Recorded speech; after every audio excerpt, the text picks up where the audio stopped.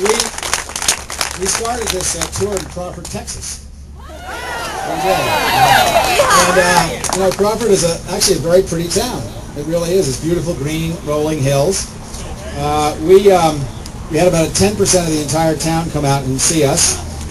And, of course, we started in Crawford, Texas because we wanted to make sure everybody understood that 4 years of John McCain is 4 more years of George W. Bush, and we can't afford that because they can't manage money, they can't manage health care, they can't manage foreign policy.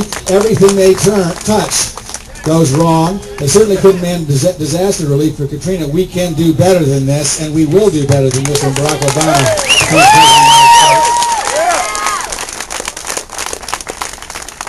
But we went to Crawford, Texas for another reason, and that is that even in Crawford, Texas, rural America is hurting, just like it is in rural New Mexico, or rural Ohio, or rural Vermont. If you think $4 a gallon of gas is tough in Santa Fe, what happens if you live out in rural New Mexico and you've got to drive 50 miles to jobs because there aren't any? Some people are having to quit their jobs because they burn more in gas than they get paid. If you think it's tough not having health insurance in Santa Fe, New Mexico, how's it like to live out in the rural areas of our country where not only you don't have health insurance, but there's no possibility of ever getting it because there aren't any employers that give it? And if you think it's tough because of the Iraq War in Santa Fe, think about this. Young people in rural areas disproportionately enlist in the United States Armed Services. And my state of Vermont has the highest percentage per capita of kids killed in Iraq of any state in the country. Rural states give their best of their young people to our armed forces. It's time we had a commander-in-chief that cared about them when they get home and not just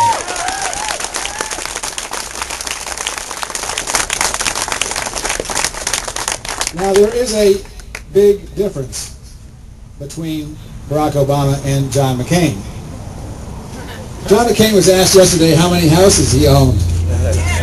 He didn't know. He's run out of, he can't count, either he can't count as high as 10, or I don't know. We already have a president that can't do that, and we don't need another one of those. John McCain thinks $5 million is what it takes to be rich. This guy is completely out of touch with ordinary working-class people and middle-class people in America because the Republicans fundamentally don't care about middle-class people in America. They care about their campaign donors and the oil companies. You know what John McCain's plan is for the economy? Give another $1.2 billion in tax cuts to the people who owned that drilling rig he was on 2 days ago, ExxonMobil. We've had enough of John ExxonMobil McCain. We need Barack Obama to keep the middle-class, ordinary income earners in this country again. And Barack Obama's plan for middle-class folks is to make sure that seniors get a tax break if they make less than $50,000 a year, that students can pay for college because of a decent student loan program instead of what they're going through right now. We can have real change, but you can't have a strong America unless you have a strong middle class in America. The Republicans don't know the meaning of middle class. They think it takes 5 houses instead of 10 to be middle class. Give me a break. We need Barack Obama for president.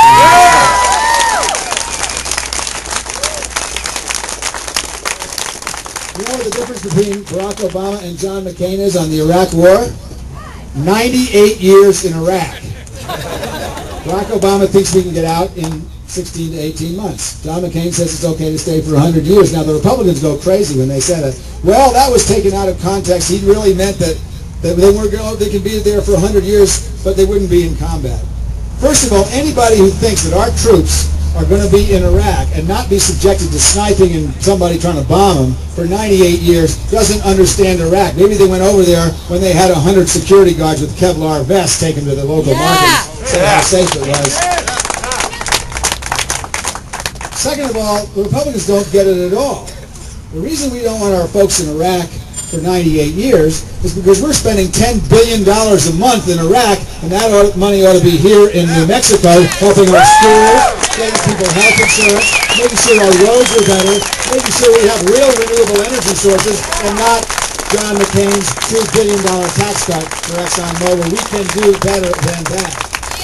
Yes, we can. Here's the difference between yes, we can, and we will, right here in New Mexico, which you will win.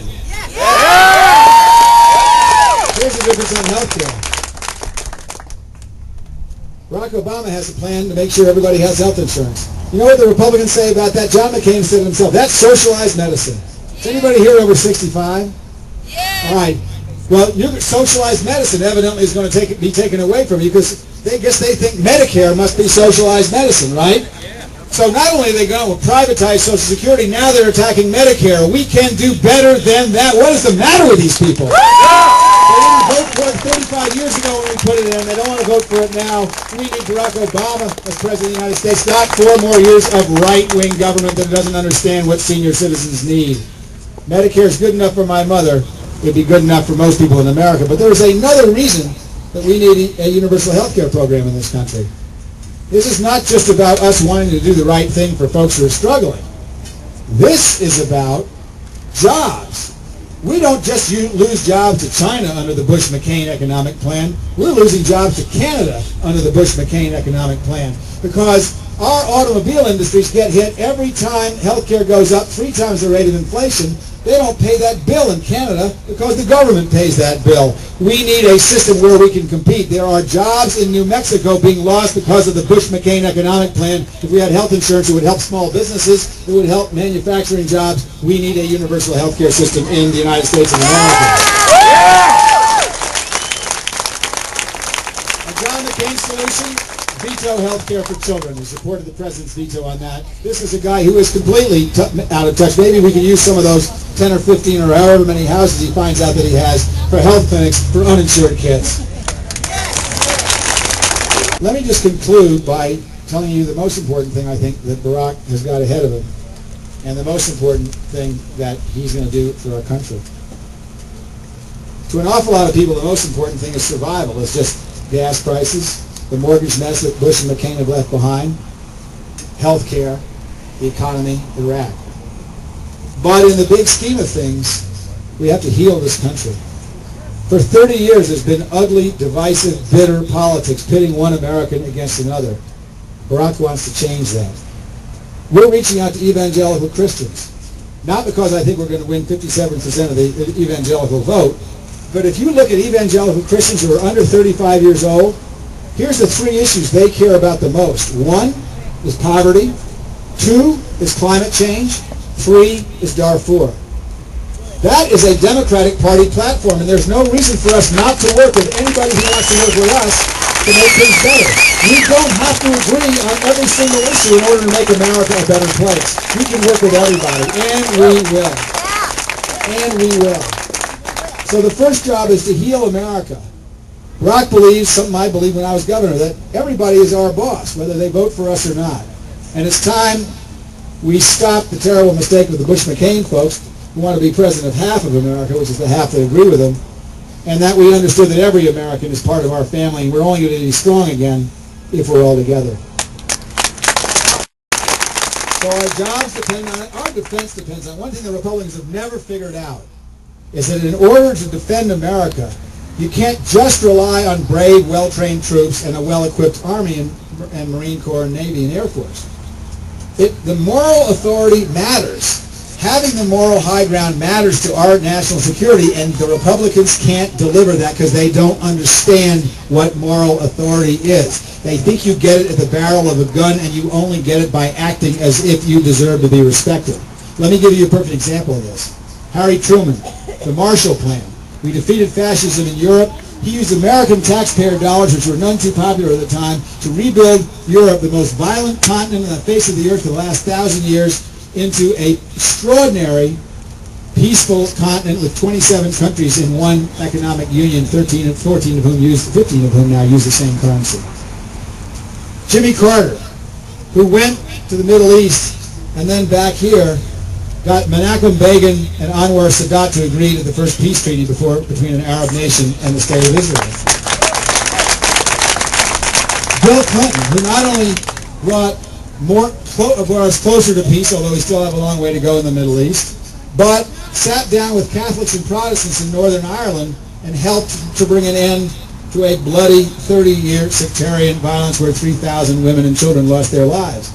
You can't sit at the peace table and bring peace unless you have the moral authority to do so. This is a great country. The thing we lack is a great leader. And with Barack Obama as President of the United States, we will once again have a leader that is as great as the American people. Thank you very much. Sign up for those clipboards. Raise those clipboards high and sign up right now. We need your help, and you're not getting out of here until you promise to do some work. Thank you very much.